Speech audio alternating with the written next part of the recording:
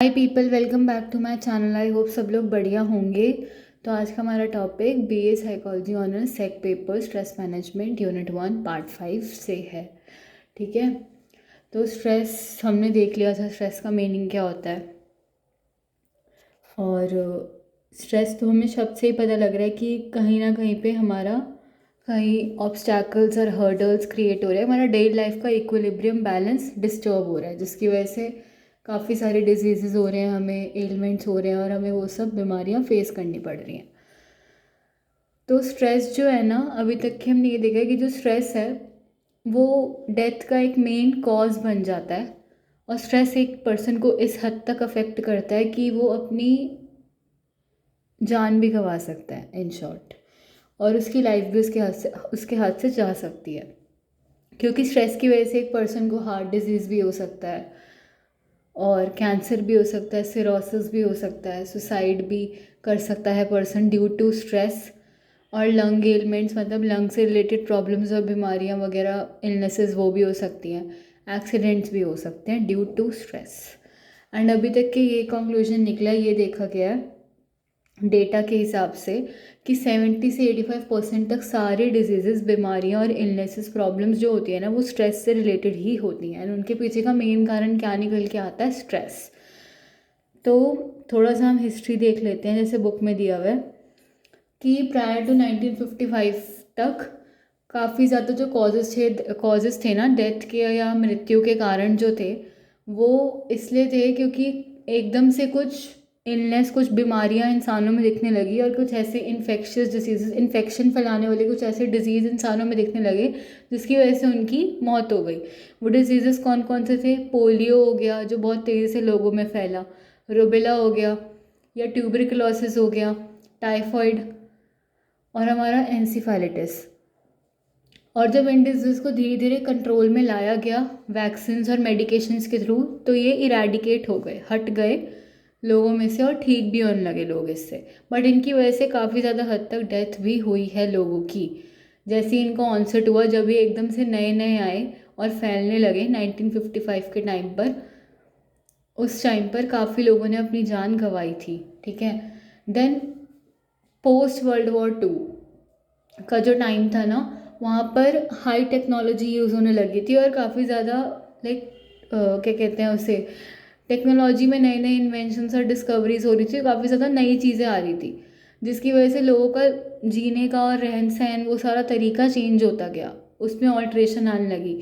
और 21st century ने उस चेंज को अपनाया, उस चेंज को देखा, और वो हाई टेक्नोलॉजी से बहुत हद तक अफेक्ट भी हुए। ठीक है, अब यहाँ पे ना नए नए कंज्यूमर प्रोडक्ट्स इंट्रोड्यूस हो जाते हैं मार्केट में। कहीं पे ये अपना washer, microwave oven, television, cell phone, laptop etcetera, ऐसे करके बहुत सारी चीज़ें आ जाती हैं। तो क्या होगा, अब ह्यूमन वांट कि वो उसको जाके खरीदे, है ना, और अपनी लाइफ को और ज़्यादा कंफर्ट जोन में लेकर आए। तो ह्यूमन ने क्या किया, अपना कंफर्ट तो इंक्रीज़ कर लिया, प्रोडक्टिविटी भी बढ़ा ली, क्योंकि अब वो नई नई चीज़ें आ रही है, नई नई चीज़ों को चलाना और यूज़ करना सीख रहा है। उसका लेजर टाइम कम होता चला गया। वो जो मस्ती से और एकदम बेफिक्री से लाइफ जीता था, अपने टाइम निकलता था, वो कम होता गया। वो इन्हीं चीज़ों में लग गया कि कुछ नया आएगा तो फिर मुझे ख़रीदना है, फिर चाहे वो कोई डिश वॉशर है या कुछ भी है। ठीक है, जिसकी वजह से लाइफस्टाइल, उनका जीने का तरीका बहुत ज़्यादा अनहेल्दी होने लग गया। एंड उसकी वजह से जब अनहेल्दी लाइफस्टाइल हो गया, तुम्हें ये नहीं पता कि तुम कब क्या खा रहे हो, कितना खा रहे हो, और हेल्दी भी खा रहे हो कि अनहेल्दी खा रहे हो, और कौन सी चीज़ तुम कब यूज़ कर रहे हो, सो कब रहे हो, उठ कब रहे हो। तो लाइफस्टाइल काफ़ी ज़्यादा चेंज होने लग गया। उसकी वजह से क्या हुआ, ओबेसिटी बहुत ज़्यादा देखी गई, मतलब मोटापा बहुत ज़्यादा देखा गया लोगों में। बेसिकली ये बीमारी बहुत ज़्यादा फैलने लगी कि वो अंडर वेट तो नहीं, खैर ओवर वेट बहुत ज़्यादा हो रहे थे। ओबीस होने का मतलब, या ओबेसिटी होने का मतलब यही है कि ओवर वेट हो जाना, और जितना मेरा एज के हिसाब से वेट होना चाहिए, मेरा उससे कहीं ज़्यादा वेट है, ऐसे करके होना।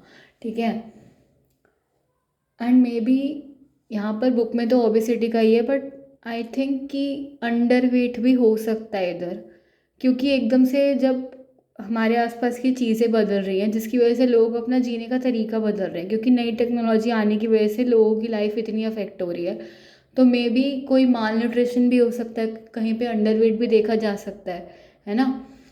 अब कोई तो टीवी या फ़ोन देखते देखते बहुत सारा खा रहा है, जिसकी वजह से उसमें ओबेसिटी देखने को मिल रही है। और मे बी कोई पर्सन टीवी और फ़ोन में इतना टाइम स्पेंड कर दे कि उसे खाने का ही टाइम ना मिले। तो वही है कि हर चीज़ में दोनों ऑपोजिट एंड्स हमें देखने को मिल सकता है, और हर चीज़ के अपने प्रॉज और कॉन्स हैं, जो कि हमने हमेशा से देखा है होते ही हैं। ठीक है, तो अभी के लिए तो इतना ही। मुझे और ज़्यादा लिखने की जगह नहीं मिली थी, इसलिए मैंने इतना ही लिख के अभी एक्सप्लेन किया है। नेक्स्ट में हम आगे देखेंगे कि कैसे स्ट्रेस की अलग अलग डेफिनेशंस हैं, अलग अलग लोगों ने दिया। स्ट्रेस से रिलेटेड काफ़ी सारे टर्म्स हैं, जिनका मतलब वैसे तो वो स्ट्रेस से बहुत ज़्यादा रिलेट करते हैं, बट उनका मीनिंग स्ट्रेस से काफ़ी ज़्यादा अलग है, और वो स्ट्रेस के कॉन्टेक्स्ट में ही यूज़ किए जाते हैं वो वर्ड्स। तो वो हम देखेंगे। एंड एक और चीज़ मुझे पता नहीं क्यों सो के याद आता, मैं भूल गई थी कि सेमेस्टर 1 में अगर हम बीए साइकोलॉजी ऑनर्स लेते हैं तो एक और सब्जेक्ट भी पढ़ाया जाता है ईवीएस नाम से, एनवायरमेंटल स्टडीज़ करके। वो जैसा बचपन में हमने ईवीएस पढ़ा है ना, पूरा उसी के बारे में उस पर ही पढ़ाया जाता है। ठीक है, सब कुछ उसी के बारे में है, वाटर रिसोर्सेज वगैरह वो सारा। तो बहुत इजी, और वो एज अ एईसीसी पेपर पढ़ाया जाता है, जैसे इंग्लिश एईसीसी रहता है। तो वो पढ़ा था मैंने। डिपेंड करता है कौन से कॉलेज में वो दिया जा रहा है पढ़ने के लिए और कौन से में नहीं दिया जा रहा। ठीक है, ये मैं बताना भूल गई थी तो मैंने बता दिया। और एक और चीज़ मुझे बतानी थी कि ये वाला यूनिट पूरा कराने के बाद, या मे बी इस यूनिट को कराते कराते साइड बाय साइड ना मैं जर्मन भी पढ़ाऊँ, क्योंकि काफ़ी लोगों ने मुझसे बोला है कि मैं जर्मन पढ़ाया करूँ, एज़ मैंने जर्मन लैंग्वेज कोर्स किया है। तो आई वॉन्ट कि अगर किसी को इंटरेस्ट है जर्मन पढ़ने में तो वो सीख ले। और कुछ लोग ऐसे हैं जिनका भी जर्मन का रिसेंटली एग्ज़ाम आने भी वाला है, तो उनको भी हेल्प करेगा, क्योंकि मैं बिल्कुल शुरू से ही पढ़ाना चालू करूँगी। और जर्मन में 4 लेवल होते हैं, A1 A2 B1 B2। मतलब मैंने इतना किया है तो मैं इतना बता रही हूँ। इसके बाद और 2 लेवल्स होते हैं, C1 and C2। Total 6 level होते हैं। ठीक है, तो मैं A1 लेवल से ही एकदम शुरू से ही पढ़ाना चालू करूँगी, जो बिल्कुल इंट्रोडक्शन है कि बेसिकली जो हमारे आसपास सारी चीज़ें हैं उनको जर्मन में क्या बोलते हैं। तो साइकोलॉजी की वीडियोस बहुत सारी हो चुकी हैं। ऐसा नहीं है कि मैं साइकोलॉजी पढ़ाना बंद कर दूँगी या ये यूनिट यहीं बीच में छोड़ रही हूँ, ऐसा कुछ भी नहीं है।